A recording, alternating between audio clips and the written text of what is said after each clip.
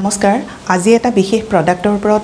discuss কৰিম যেটো আপোনালোকে স্মল ইনভেষ্টমেন্ট কৰি আৰু যেটো এভেইলেবল আছে অসমত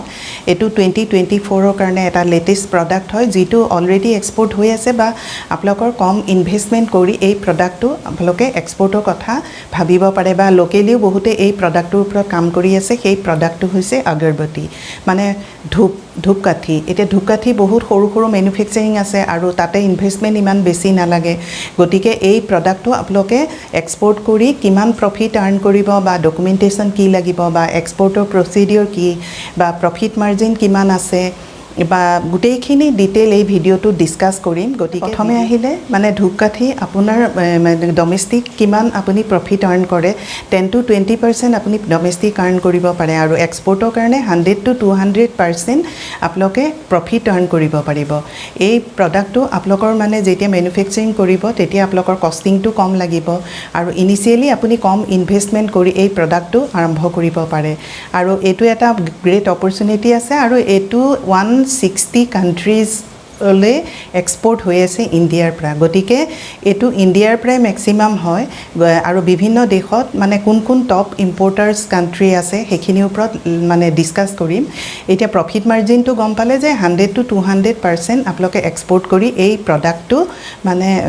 প্ৰফিট আৰ্ন কৰিব পাৰে লোকেল মাৰ্কেটত আপোনালোকে গম পাব যে 55 to 60 পাৰ কেজি মানে এটো আপোনালোকে মাৰ্কেট ষ্টাডি কৰিলে গম পাব আৰু এক্সপোৰ্ট প্ৰাইস 250 to মানে 300 ৰ ভিতৰত আপোনাৰ পাৰ কেজি আপোনালোকে এফওবি প্ৰাইস আপোনালোকে মানে এক্সপোৰ্টৰ কাৰণে পাই যাব গতিকে এটো এটা গ্ৰেট অপৰচুনিটি আছে কম ইনভেষ্টমেন্ট কৰি এই প্ৰডাক্টটো ষ্টাৰ্ট কৰিব পাৰে এতিয়া টপ ইম্পোৰ্টাৰ্স কান্ট্ৰি কোন কোন হয় বা ইন্ডিয়া প্ৰথম এক্সপোৰ্ট কৰে ম্যাক্সিমাম মানে এই প্ৰডাক্টটো এতিয়া টপ এক্সপোৰ্টাৰ হৈছে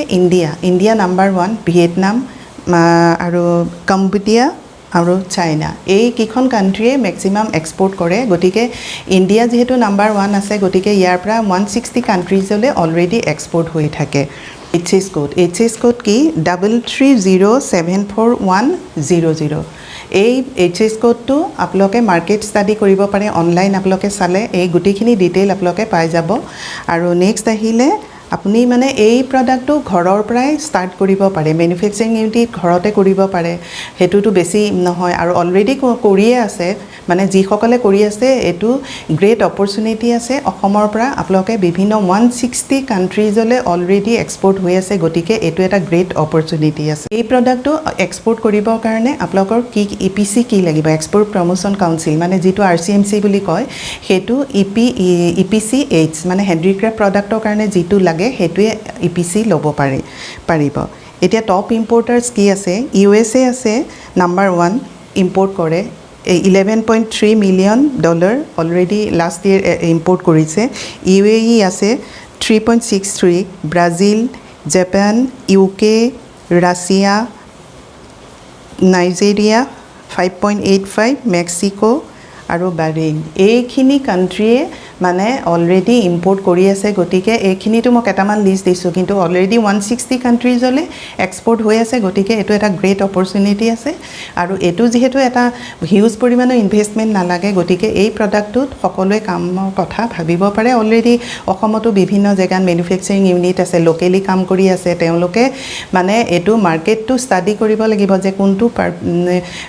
মানে দেশলে কেনেকুৱা ধৰণৰ গৈ আছে হেখিনিৰ ওপৰত ষ্টাডি কৰিলে আপোনালোকে এই প্ৰডাক্টটো এক্সপোৰ্টৰ কথা ভাবিব পাৰে গটিকে যিসকলে লোকেলি এই প্ৰডাক্টটো ধূপকাঠিৰ ওপৰত কাম কৰি আছে আগৰবত্তিৰ ওপৰত তেওঁলোকে 160 কান্ট্ৰিজলে টাৰ্গেট কৰিব পাৰে মই অলৰেডি ইম্পোৰ্ট কান্ট্ৰি বিলাকৰ লিষ্ট দি দিছো গটিকে সেইবিলাকত আপোনালোকে HS কোড মানে মাৰ্কেট ষ্টাডি কৰি অনলাইন ষ্টাডি কৰি আপোনালোকে এই প্ৰডাক্টটোৰ ওপৰত কাম কৰিব পাৰে এতিয়া হক ডকুমেন্টেশন এতিয়া প্ৰফিটটো গম পালে যে লোকেল মাৰ্কেটত কিমান হয় বা এক্সপোৰ্টত কিমান হয় হেখিনিৰ ওপৰত মই ডাটাটো দি দিছো এতিয়া ডকুমেন্টেশন কি লাগিব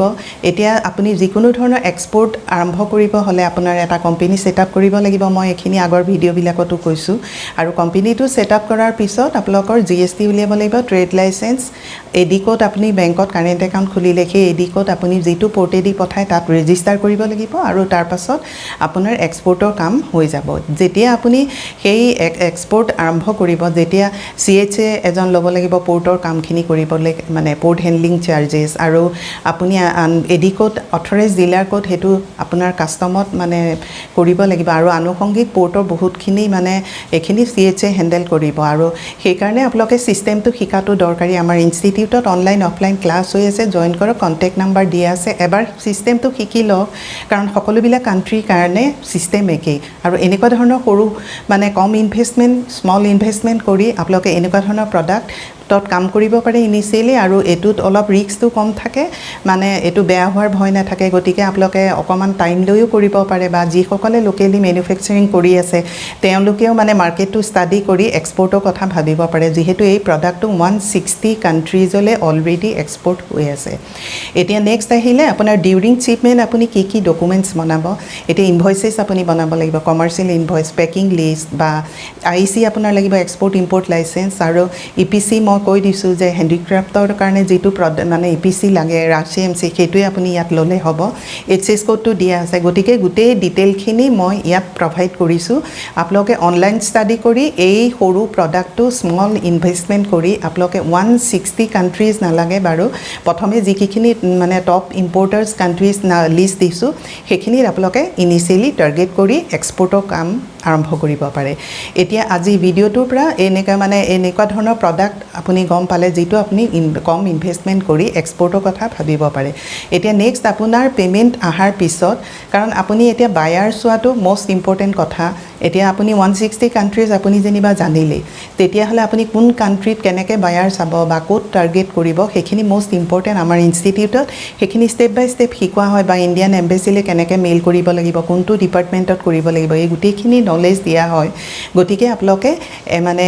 সিস্টেম শিকি এক্সপোৰ্ট কৰক বা ইম্পোৰ্টও কৰিব পাৰে ইম্পোৰ্টতো বহুতখিনি প্ৰফিট আছে বা চাইনাৰ পৰা কেনেকে ইম্পোৰ্ট কৰিব এখিনি গুটেখিনি ইম্পোৰ্টৰ জ্ঞানো আমাৰ ইনষ্টিটিউটত দিয়া হয় এবাৰ জয়েন কৰক জয়েন কৰি সিস্টেমটো শিকি লৈ তেতিয়া সকলোবিলাকৰ কাৰণে আপোনালোকৰ প্ৰসিডিউৰ একেই আৰু এতিয়া গম পালে যে আপোনাৰ এক্সপোৰ্ট মানে হৈ গল বা পেমেন্ট আহি গল তেতিয়া আপুনি EBRC সাৰ্টিফিকেটখন উলিয়াবলৈ নাপাহৰিব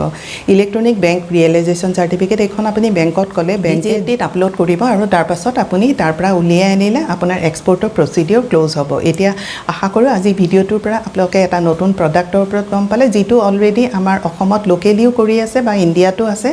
গতিকে আপোনালোকে এই ধৰণৰ প্ৰডাক্টত টাৰ্গেট কৰি আপোনালোকে মানে এক্সপোৰ্ট কৰিব পাৰে আৰু প্ৰফিট আৰ্ন কৰিব পাৰে আজি থ্যাংক ইউ যি সকলে ভিডিওটো নতুনকৈ চাইছে সাবস্ক্ৰাইব কৰি থব thank you for watching this video